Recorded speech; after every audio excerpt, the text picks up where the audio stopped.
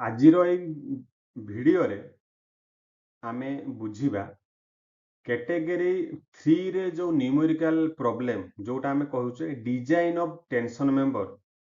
तार प्रोसेस 10 रु 15 मिनिट भितरे आमे बुझी परिबा एंड तो माने इजीली ताको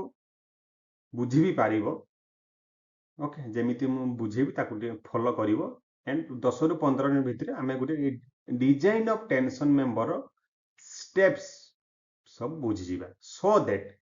आमको डिजाइन ऑफ टेंशन मेंबर करिया पई इजी लागिवो ओके तो कैटेगरी 3 आम स्टार्ट करिबा वीडियो रे डिजाइन ऑफ टेंशन मेंबर ये हो जो एंगल डिजाइन भी आसी परिबो प्लेट डिजाइन भी आसी परिबो जोटा हेले भी क्वेश्चन आसी परिबो ओके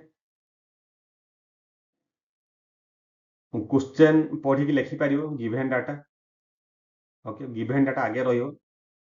तापर हेडिंग रहिबो सॉल्यूशन ओके सॉल्यूशन स्टेप 1 हो सिलेक्शन ऑफ प्लेट और एंगल आमे जो डिजाइन जो करिबा से एंगल हो थाउ बा प्लेट थाउ क्वेश्चन प्लेट आस्तिले प्लेट लिखिबो एंगल आस्तिले एंगल लिखिबो ओके तो स्टेप 1 काम हो आमे सिलेक्शन करिबा गुटे प्लेट बा एंगल ओके बिकॉज़ सेटा से क्वेश्चन देइ नथिबो जे क्वेश्चन से प्लेट डिजाइन बोल देइथिबो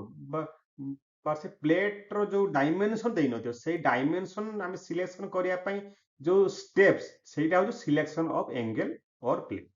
ओके हाँ केमिति करिबा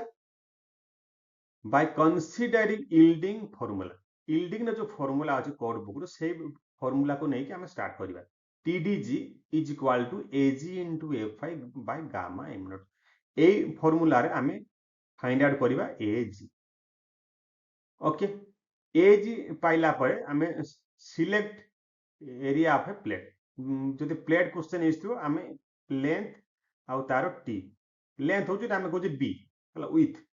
विथ हाउ टी बा लेंथ हाउ टी आमे से डायमेंशन हिसाब रे नबा जेमति हम ग्रोस एरिया रु टिके अधिका रहइबो ओके जदि एंगल हेतिबो कोन करिबा ना एंगल हेतिले हमें सिलेक्शन ऑफ एरिया में स्टील टेबल नबा बट कंडीशन है से प्लेट हेताउ बा एंगल हेताउ प्लेट हो बा एंगल हो कंडीशन हो selection of gross area should be higher okay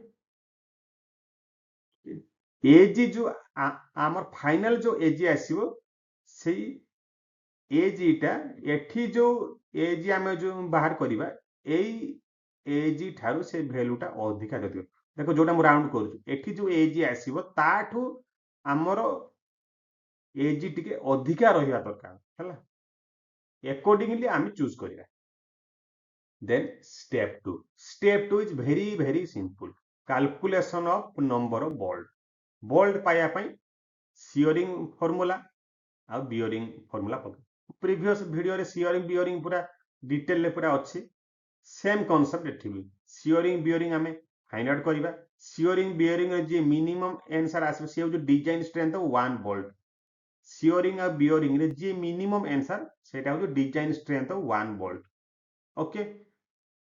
but number of bolt पाया पई factor load divided by strength of 1 bolt factor load देइथिबो क्वेश्चन नो ओके ए फैक्टर लोड कंपलसरी से देइथिबो ही क्वेश्चन नो डिजाइन क्वेश्चन माने से फैक्टर लोड देइथिबो factor load divided by strength of 1 bolt divide कर देला हमें पाई जिबा नंबर ऑफ वोल्ट हैला स्टेप 1 सिंपल बुझी पालो स्टेप 2 भी सिंपल देन स्टेप 3 आहुरी सिंपल कौन करिया ना एबे हमें डायग्राम करिया डायग्राम केमती करिया ना हमें जो नंबर ऑफ बोल्ट हमें पाई गले एठी स्टेप 2 रे स्टेप 1 ने हमर डायमेंशन पाई जाइथिबो जदि एंगल हितो एंगल ऑफ डायमेंशन जदि प्लेट हितो प्लेट ऑफ डायमेंशन तो हमको डायमेंशन अछि हमर बोल्ट अछि तो आमे जेमती यूजुअल जेमती प्लेट को गजर प्लेट सहित कनेक्शन करू कि एंगल को गजर प्लेट सहित कनेक्शन करू हम अकॉर्डिंगली डायग्राम करि पार जेमती डायग्राम में आगुर सब वीडियो रे हम देखिछु एग्जैक्टली सेमिति सब डायग्राम सब आसीबो ओके आगु आमे प्रॉब्लम जो वीडियोटा हम मु आनिबी सेथिरे बुझी परिबा हैला तो एबे खाली कांसेप्टटा बुझो ओके क्लियर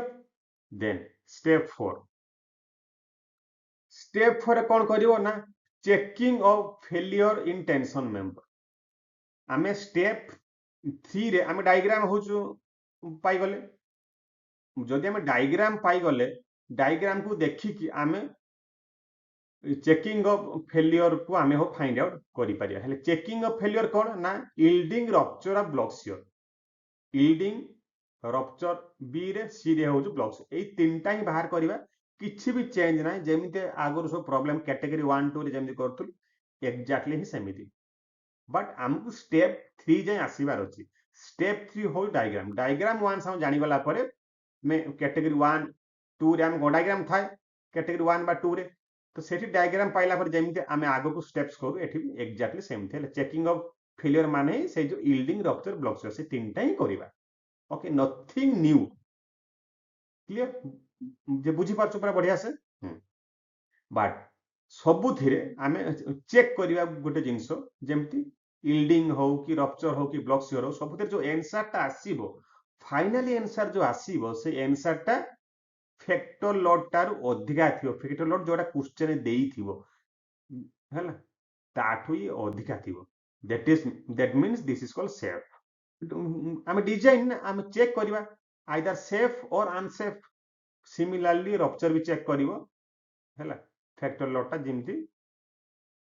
फैक्टर लोड थारु टीडीएन वैल्यू अधिका थी बस देन सी को जीवा ब्लॉक्सियर हां रप्चर रो कंडीशन मन रखियो प्लेट पाई हेले प्लेट रे फार्मूला एंगल पाई हेले हो एंगल फार्मूला मु दुटे फार्मूला लिखि देई जेट ओके सब स्टेप एठी लिखि देइछि हेला जेमति हम सब स्टेप जेमति करू सब लिखि देई जेट मु आ तो आगु सब कहि छाड़े फिर भी आउथर लिखि देइ हेला ओके तो नेक्स्ट जाउछि ए फिर सेमति किछ नाही ब्लॉक्सियर को जीवा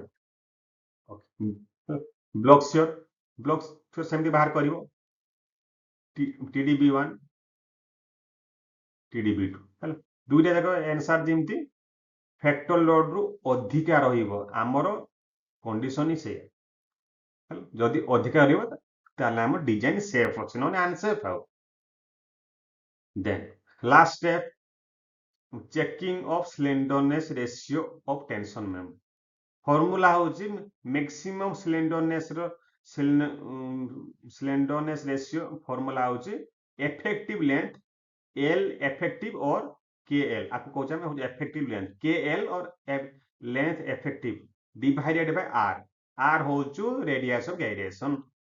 KL और L इफेक्टिव आपको कहचा हम होचु इफेक्टिव लेंथ सब बारे देइथिबो क्वेश्चन ने भल से सुनो इफेक्टिव लेंथ सब बारे देइथिबो क्वेश्चन न बिकॉज़ अगर न देले हम स्टेप 5 करि पाइबा नहीं हला रेडियस ऑफ गायरेशन केमदी पाइबो जदि एंगल क्वेश्चन हेइथिबो तमे स्टील टेबल लु हला पाइ जिवो स्टील टेबल जो स्टेप 1 ने जो एंगल तुमे चूज करिथिबो सेही angle accordingly radius of gyration तुमे स्टील टेबल चूज करिवो सेठी चारटा वैल्यू थिबो हला रेडियस ऑफ गायरेशन से चारटा वैल्यू थिबो चारटा रु जे मिनिमम वैल्यू ताको तुमे नबो हला कंफ्यूज होबो से चारटा वैल्यू थिबो radius of gyration R value हला जदि प्लेट हेतिबो प्लेट हेले तुमे डायरेक्ट नै पारिबोनी स्टील टेबल फार्मूला पकेबो फार्मूला होचे root of I by A I होचो moment of inertia divide A होचो एरिया I रो फार्मूला BTQ by 12 A रो फार्मूला B into T हला BTQ एठी ता सब्स्टिट्यूट कर दबो एठी BT कैंसिल हे जिवो ऊपर रहबो T स्क्वायर आ रूट कैंसिल हे जो T हबो आ रूट ऑफ 12 हला ताकू मो सिंपलीफाई करले मो ए आंसर टी आस बस आकु T रो वैल्यू पकै देले मोर या आसी जीवो हला मैक्सिमम स्लेंडरनेस वैल्यू जो आसीबो एई वैल्यू को हमें चेक करिवा आईएस कोड हला पेज नंबर 30 रे अछि okay good slenderness ratio table अछि से टेबल हम चेक करिवा मैक्स हो मिनिमम स्लेंडरनेस वैल्यू केते हम रहिबा ओके तो मु तम मान कहिथिली 10 मिनिट रे वीडियो समाप्त मोर हे जिवो मु 10 मिनिट रे मु तम मान को बुझे देछि ओके देखिवा वीडियो